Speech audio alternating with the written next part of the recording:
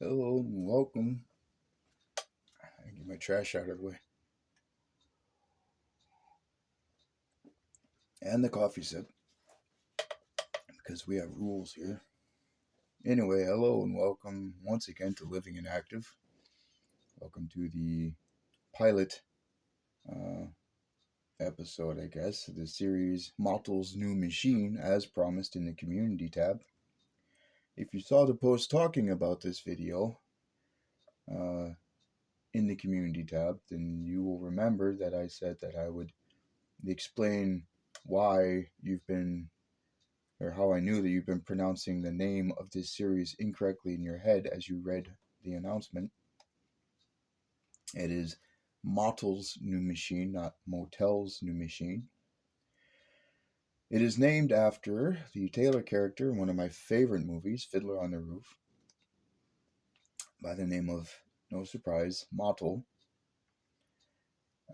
And his whole deal is that he believes, because of external influences and his own neurosis, that he does not deserve to be uh, worthy of a real life full of joy, fulfillment, accomplishment, the respect of others, respect for himself, or whatever else, until, or most notably, the hand of the woman he loves and a uh, happy and fulfilling life with her as his wife.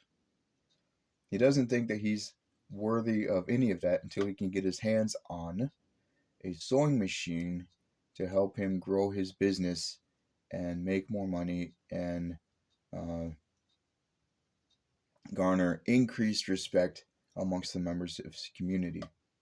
He thinks that he has to um, become a huge success in order to be uh, able to offer his intended bride anything whatsoever.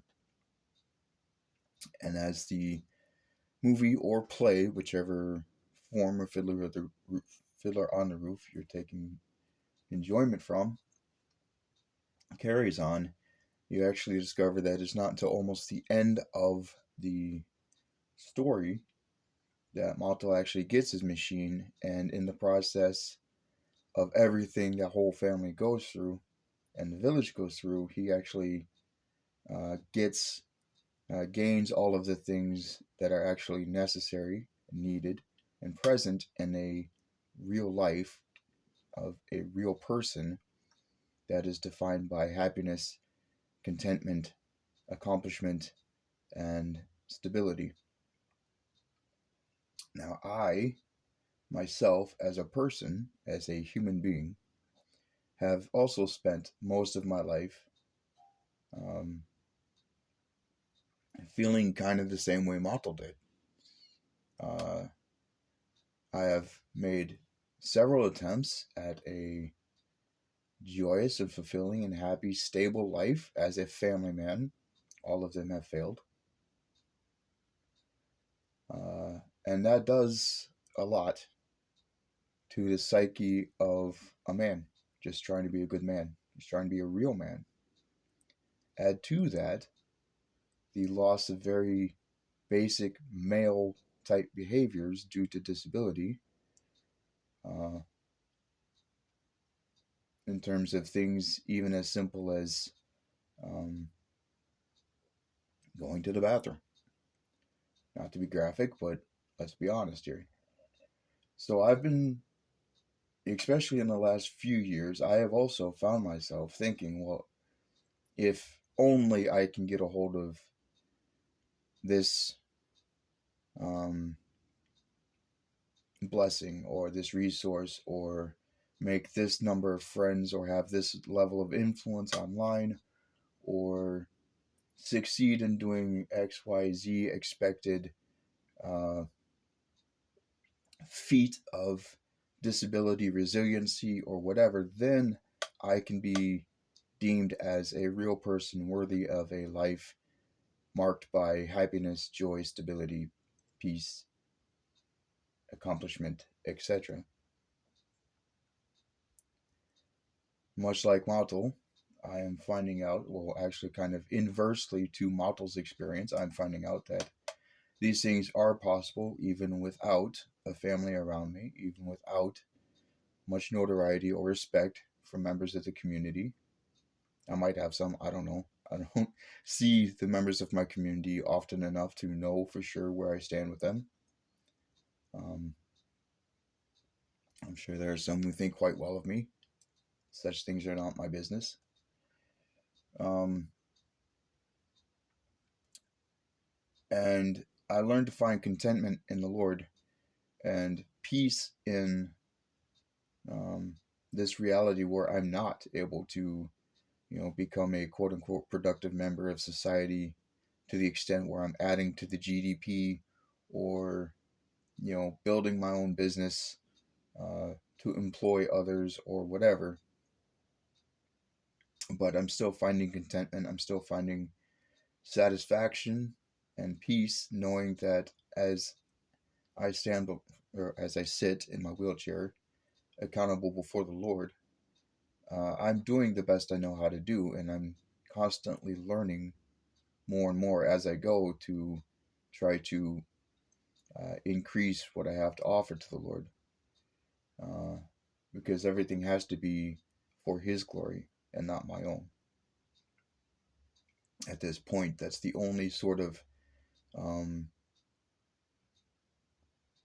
the only sort of game plan that I have to follow at this point in my life. So I started Motel's New Machine, kind of the same reason why I started Frets on Wheels, because I want to be able to bring as many things to bear to people who think that who are also waiting for whatever um, to happen, or they feel like they have to wait for uh, this thing or this amount of money or this level of respect or this life event or whatever in order to become a real person worthy of all of these things. And trying to get an audience with them and engaging with them to explore whether or not they might be waiting for the wrong things, whether they really need to wait for anything at all in order to start living contented lives, already acknowledging the fact that they are real people, deserving of the things God has intended for them by dint of just making them and bringing them into this life. So that's the premise and the backstory behind the name and the effort of Motel's New Machine. What you're actually looking at here is a 1946 Singer, gotta get the name drop in there, 19-51 sewing machine. This is an actual antique. You can't see it. I was going to open the drawer inside the sewing table to show it to you. Uh, but this is really as old as it looks to be. Um, I actually have 5 sewing machines. Oh, and by the way, in case you don't know, I know how old this sewing machine is. I actually know the exact date that it was manufactured because Singer has a thing where you can go online and you can plug in the serial number and it has a database of every single machine ever made. And it will tell you when exactly this machine was made based on the serial number. So that's how I know this was made in December of 1946 because of this serial number. Um, Now, I have made some modifications to it. When I got this machine, the electrical was completely fried. Everything was dry rotted. There weren't 2 components that I would feel safe trying to restore, rewire, whatever, and keep connected. But this was the original. I don't know if you know the parts of a sewing machine, but this was the original hand wheel. And basically, a belt went from here around this groove down to a post that was mounted into the back of an actual electric motor. Yes, they had those in 1946. For those of you who don't know, And then it had a motor, an electric light, and all kinds of other things that I took completely off of it. And I converted it to a hand crank. Now, I still need to adjust as you can see, I need to adjust the clutch plate in here because it's not engaged fully with the hand crank.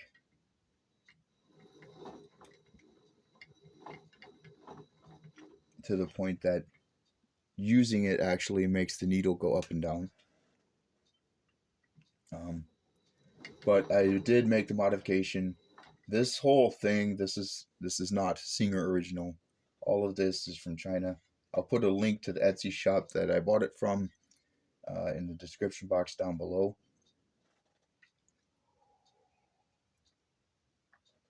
But I came into this machine during a project, sort of a self-inflicted Motel's New Machine project that I had going last year, September, October time. And what I would do is I would go to the local thrift store who has an entire room in their basement full of donated sewing machines that they don't know what to do with.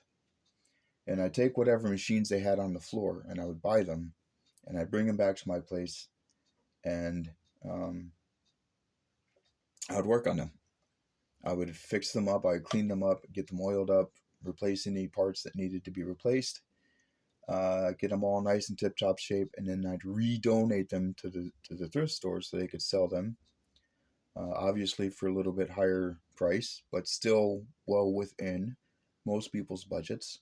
And then that way people who wanted to get into sewing or wanted to uh, relaunch a tradition of sewing in their families with the classic or vintage or antique machine.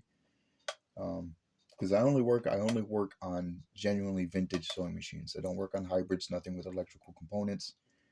Purely mechanical metal body sewing machines. That's what I worked on. And I did 6 or 7 of these machines like that, and I ended up stopping because even after all of that, and with the documentation of everything that had been done to the sewing machine, even with a sewing example going through the various stitches, in the case of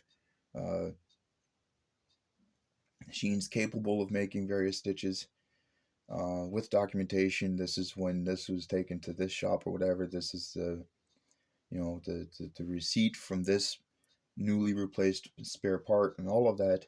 They would still just sit there for months, and it would be almost impossible for them to move. So in that process, I actually ended up with 5 sewing machines, as previously stated, for myself. 4 of them are vintage machines, and I have 1 modern heavy-duty machine underneath the table this machine is mounted into. The heavy-duty machine that I have, I use it for making cases, straps, whatever, for instruments or anything else I can think of to make. I am going to have to get a non-table mounted regular duty machine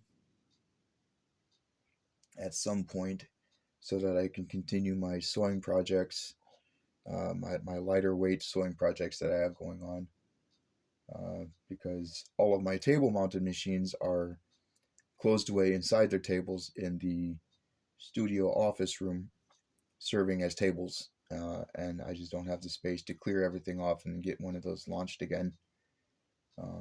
But they're here available in case something happens and they can be put to use. But in the meantime, I will need something that I can just set up on the floor and literally lay on the floor next to the machine, do the sewing, use my hand to operate the foot pedal, in case you're wondering how that works, and complete my projects without too much hindrance. I might actually go and do that here in the next couple days because I have a lot of sewing projects that were interrupted by the rearrangement of the office into an office instead of a sewing room. But anyway, everything is a process. Figuring out what I can or can't do as my disability increases as this as of yet unnamed disease progresses, continues, whatever. But yeah, like I said, this is the more industrial slash crafty side of the same intent behind Frets on Wheels. Just getting people in front of things they might be interested in trying to see if they could do for a little bit of fulfillment, satisfaction, whatever, or just learning that they can learn new things that they'd be interested in doing that will bring them joy, and doing so without putting them under the pressure of, okay, now I have these skills, I have to turn them into a successful uh, way of making a living, and add all that stress or whatever else to it. I have to turn this into a business, which means I had to get the licenses and the insurances and the blah, blah, blah, blah, blah, blah, blah that keep most people these days from starting businesses in the first place. Um, and just letting people have something to do.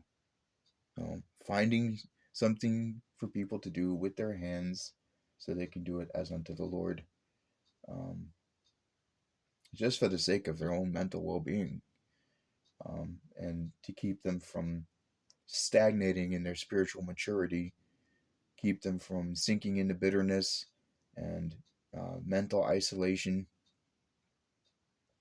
and all of these things that we benefit from when we find something to do. So, at some point, I am going to actually get around to fixing the clutch plate so that I can see whether or not, with my current level of disability, if I can actually manage to sew with the hand crank or not. But yeah, so here it is. This is Motel's New Machine, episode 1, and uh, I don't know what else to say, so I'm not going to say anything else except for until next time. If there is a next time, God bless you.